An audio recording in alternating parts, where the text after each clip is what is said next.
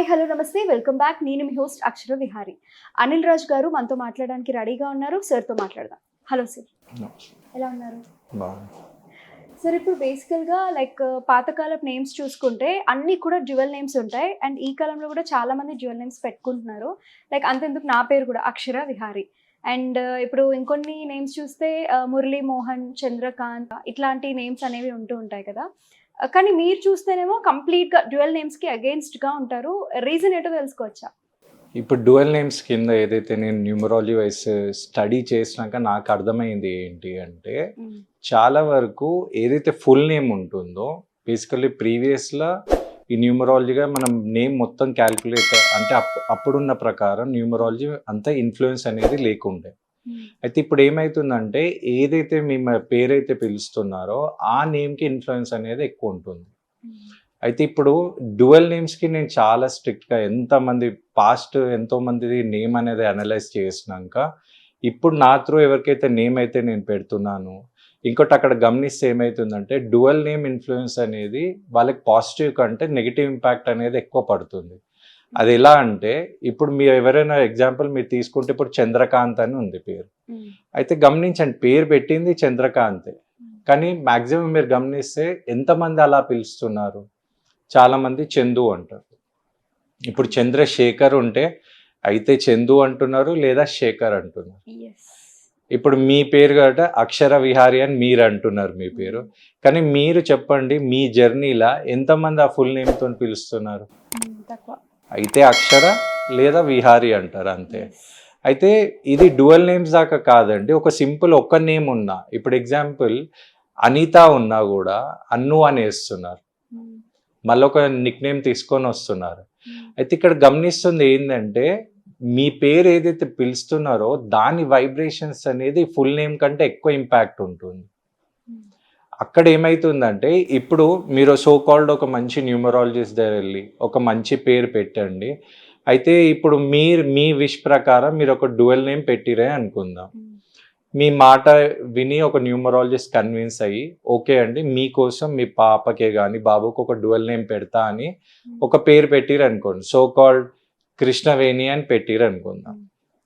అయితే ఇక్కడ ఏమైపోతుందంటే, ఆయన ఏదైతే పేరు పెడుతున్నారో కృష్ణవేణి అనే డేట్ ఆఫ్ బర్త్ ప్రకారము, ఆ డేట్ ఆఫ్ బర్త్ కంపాటబిలిటీ, ఆ రియల్ నంబర్ ఫాడిక్ నంబర్, దాని రెండింటిని తీసుకొని వీళ్ళు పేరు పెట్టేది కృష్ణవేణి. కానీ ఇక్కడ ఏమైపోతుందంటే, చాలా మంది వేణి అన్నారు అనుకోండి, లేదా కృష్ణ అన్నారు అనుకోండి, అక్కడ ఏమైపోతుందంటే ఆ ఫుల్ నేమ్ అనేది స్ప్లిట్ అవుతుంది. కరెక్టా కాదా?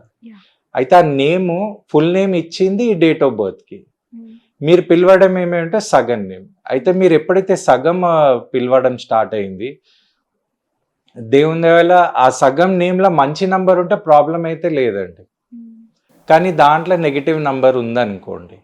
ఇప్పుడు జస్ట్ ఎగ్జాంపుల్ అందరికి అర్థం కావాలంటే, మీరు ఎస్ అంటారా నో అంటారా అని మనం చూద్దాం.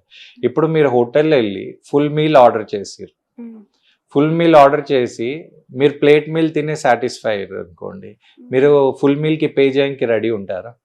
కానీ తప్పదు కదా, పే చేయాల్సి వస్తుంది. అయితే ఇక్కడ ఏమైపోతుందంటే, ఫుల్ నేమ్ని మనం డేట్ ఆఫ్ బర్త్ బట్టి అడ్జస్ట్ చేసినాము. మీరు సగం నేమ్ పిలవడం వల్ల ఇప్పుడు ఫుల్ నేమ్లో ఒక మంచి లక్కీ నంబర్ ఉంది అనుకుందాం. చాలా మందికి తెలిసిందే లక్కీ నంబర్ మ్యాక్సిమం న్యూమరాలజీలో అంటే ఎవరైనా 23 or 32 అంటారు. ఇప్పుడు 32 అన్నారు, కానీ సగం నేమ్లో మోస్ట్ డేంజర్ నంబర్ వచ్చింది అనుకో, లైక్ 13 వచ్చింది, లేకపోతే 16 వచ్చింది అనుకోండి, ఈ ఇంపాక్ట్ అనేది ఈ ఫుల్ నేమ్ కంటే ఎక్కువ పడుతుంది. ఎందుకంటే అందరు ఇదే నేమ్తో పిలవడము, ఈ వైబ్రేషన్స్ అనేది దీనికంటే ఎక్కువ అయిపోతుంది. ఇప్పుడు రీసెంట్లీ మీకు బెస్ట్ ఎగ్జాంపుల్ తీసుకోవాలి అంటే, ఇప్పుడు రీసెంట్లీ అయిన ఇన్సిడెంట్లోనే ఇప్పుడు మనకు తెలిసిన రీసెంట్ పొలిటీషియన్ ఎవరైతే ఉందో లాస్యా నందిత అని ఉంది. ఆమె యంగ్ క్యాండిడేట్ ఉండే, ఆమె మనకు టీఆర్ఎస్ నుంచి కూడా గెలిచిండే. కానీ మీరు గమనించండి, ఆ మేడం పేరేంటి? లాస్యా నందిత. కానీ చాలా మంది మీరు పేపర్లో కానివ్వండి, యాడ్స్లో కానివ్వండి, ఎక్కడ ప్రమోట్ చేసినా కూడా ఫుల్ నేమ్ లాస్యా నందిత కంటే లాస్యా అనేది ఎక్కువ అయింది.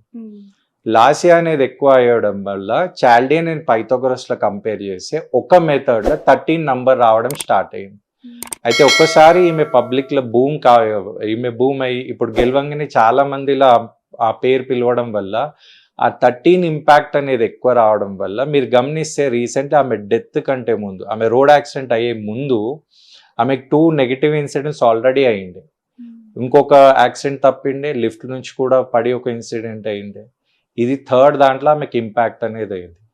ఎందుకు అయింది అంటే ఫుల్ నేమ్ కంటే, అంటే ఈ న్యూమరాలజీ వల్ల కారణం వల్లనే ఆమె అయిందని కాదు. ఈ number can influence your life.